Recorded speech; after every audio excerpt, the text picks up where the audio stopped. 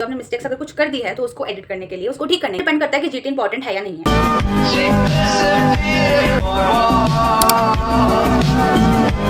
हाय guys, welcome और welcome back to my channel. My name is Kanishka Rana और आज की वीडियो का टॉपिक होने वाला है everything you should know about CUT. अब देखो, इसमें मैंने कुछ ऐसी चीज़ें ऐड करी हैं जो मेरे को लगता था कि बतानी चाहिए, जो इंपॉर्टेंट है बहुत ज़्यादा। कुछ चेंजेस मैं बताऊंगी जो अभी तक नहीं था, इस साल से इंट्रोड्यूस हुए हैं, और कुछ ऐसी चीज़ें जो मेरे से पूछी भी जा रही थी। ओके और आपने मेरी प्रीवियस वीडियो को बहुत ज़्यादा प्यार दिया है, thank you so much for that. और सबसे पहले मैं बता देती हूँ कि मैं हूँ कौन, मैं सीयूटी के लिए क्यों ज्ञान दे रही हूँ। मैंने 2024 में अपना सीयूटी दिया था एंड अभी मैं दिल्ली यूनिवर्सिटी में हूँ। मेरा कॉलेज है मैत्री कॉलेज और मैं हिस्ट्री ऑनर्स कर रही हूँ वहाँ पर। That was my dream course. या ओके, तो सबसे पहली चीज़ आती है कि 28 मार्च तक आपका जो विंडो है वो ओपन है फॉर जो आपने मिस्टेक्स अगर कुछ कर दी है तो उसको एडिट करने के लिए, उसको ठीक करने के लिए। ठीक है, तो उसमें आपकी कुछ चीज़ें हैं जो आप ठीक कर सकते हो। ठीक है, वो 28 मार्च तक ओपन है, उसको जाकर चेक करो। एक एक चीज़ हर बंदा चेक करो कि कोई गड़बड़ तो नहीं हो गई आपसे, कोई मिस्टेक तो नहीं हो गई। Do that. ठीक है, और फॉर्म सब तक भर दिए होंगे आप लोगों ने।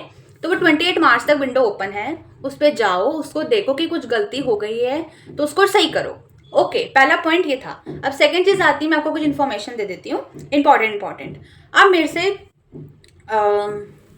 देखो, अब पहले क्या होता था कि इकोनॉमिक्स, मैथ्स, ऐसे जो न्यूमेरिकल्स वाले जो सब्जेक्ट थे ना जिसमें आपको सॉल्व करना है, उसका जो टाइम था, जो ड्यूरेशन था, दैट वाज 1 आवर।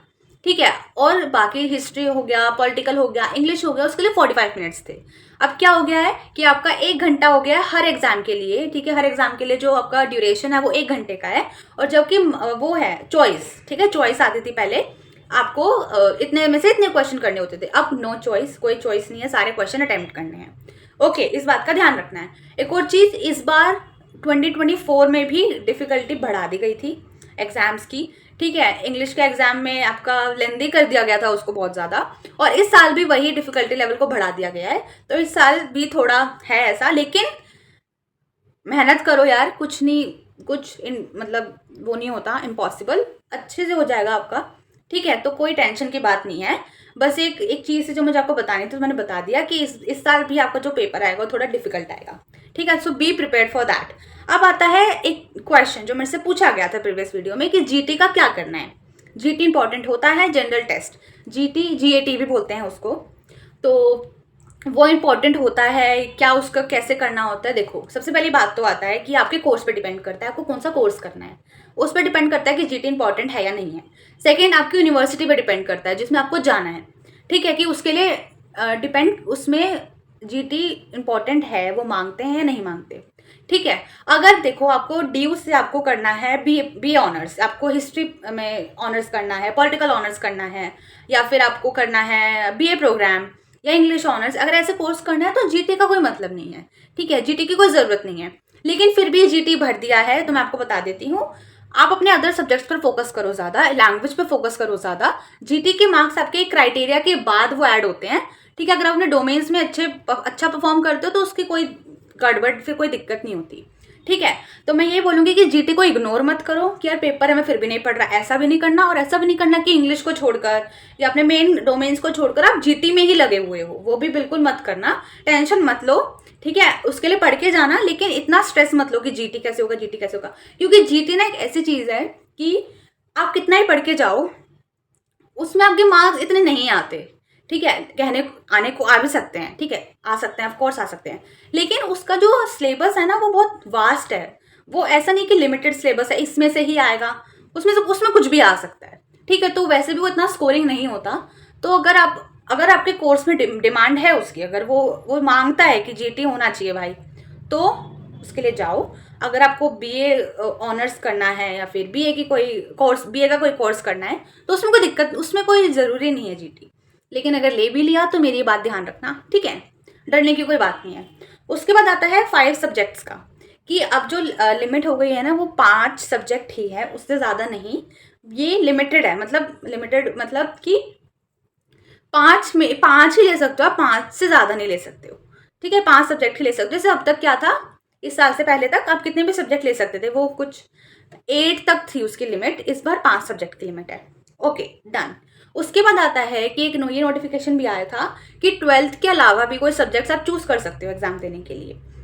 आज से पहले मतलब इस साल से पहले तक वो नहीं था, इस साल ऐसा बोल रहे हैं, लेकिन वो डिपेंड करता है आपकी यूनिवर्सिटी पर, ठीक है। DU पर डिपेंड करेगा, BHU पर डिपेंड करेगा, यूनिवर्सिटीज़ पर डिपेंड करेगा वो, ठीक है, कि वो अलाउ करते हैं या नहीं करते हैं। तो इसके लिए अपने यूनिवर्सिटी के उस पर जाओ, वेबसाइट पर, वहाँ पे जाके चेक करो, वहाँ पे जाके सर्च करो कि जिस यूनिवर्सिटी में आपको जाना है वो ऐसा करते हैं या नहीं करते हैं, ठीक है, उनका क्या क्राइटेरिया है, क्योंकि अलग अलग यूनिवर्सिटी का अलग अलग होता है। जैसे मैं आपको एक एग्जाम्पल देती हूँ कि अगर आपको BHU में जाना है तो हमें बहुत सारे कोर्सेज के लिए, इवन हिस्ट्री ऑनर्स और पॉलिटिकल ऑनर्स के लिए भी शायद से आपको GT देना पड़ता है, और जर्नलिज्म के लिए भी GT इंपॉर्टेंट है। मैंने देखा था BHU में ऐसा है कि जर्नलिज्म अगर आपको करना है तो GT इंपॉर्टेंट होता है, और DU में ऐसा नहीं होता, ठीक है। GT is not compulsory for journalism है, ठीक है। तो उस बात का ध्यान रखना, यूनिवर्सिटी पर डिपेंड करता है। जाओ, अगर फॉर्म में भर दिया है GT, कोई टेंशन की बात नहीं है, यही है बस कि पढ़कर जाना, लेकिन इतना भी नहीं कि इंग्लिश को छोड़ दिया आपने, हिस्ट्री को छोड़ दिया आपने, पॉलिटिकल को छोड़ दिया, ऐसा भी नहीं करना, ठीक है। मेन सब्जेक्ट को, लैंग्वेज को नहीं छोड़ना। GT में एक लिमिटेड ही आपके मार्क्स आ सकते हैं, मैं पहले बोली, क्योंकि जो सिलेबस है वो बहुत वास्ट है, ठीक है। तो ज़्यादा मेहनत करने की कोई जरूरत नहीं, वो वेस्ट है, ठीक है। इतना पढ़ के जाओ कि ठीक है, बस ओके। अगर आपके कोर्स में वो नेसेसरी नहीं है, अगर कोर्स में वो बहुत ही इंपॉर्टेंट है ना, तो बेटा पढ़ना पड़ेगा, ठीक है। अब लिया है तो पढ़ना पड़ेगा, वो कोर्स करना है तो पढ़ना पड़ेगा, ठीक है। तो ये थी वीडियो, ये सारी इंपॉर्टेंट चीज़ें थी जो मुझे आपको बतानी थी, और बस यही है कि यार अच्छे से पढ़ो, कोई टेंशन की बात नहीं है। 12th में तो पढ़ा था ना सब कुछ, 12th में पढ़ा था, नहीं भी पढ़ा कोई बात नहीं, अब स्टार्ट कर लो, ठीक है। तो यस, यही था आज की वीडियो में, और कोई भी क्वेश्चन हो प्लीज़ मुझसे पूछो, मुझे कमेंट का रिप्लाई करने में बहुत मज़ा आता है, ठीक है। कितने भी क्वेश्चन आपको पूछना है पूछो, जो समझ नहीं आ रहा है मेरे से पूछो, ठीक है। I will try my best, और टेंशन नहीं लेनी, बस मेहनत करते रहो।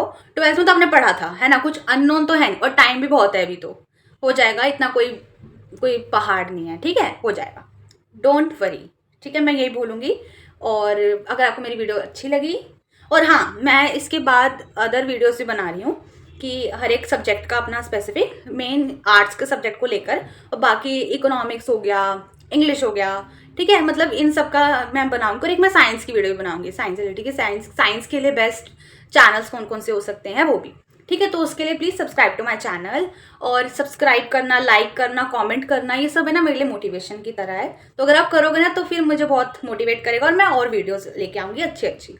So yes, that was all in this video, और कोई भी क्वेश्चन हो कमेंट करो, लाइक करो वीडियो को, subscribe to my channel, and yeah bye.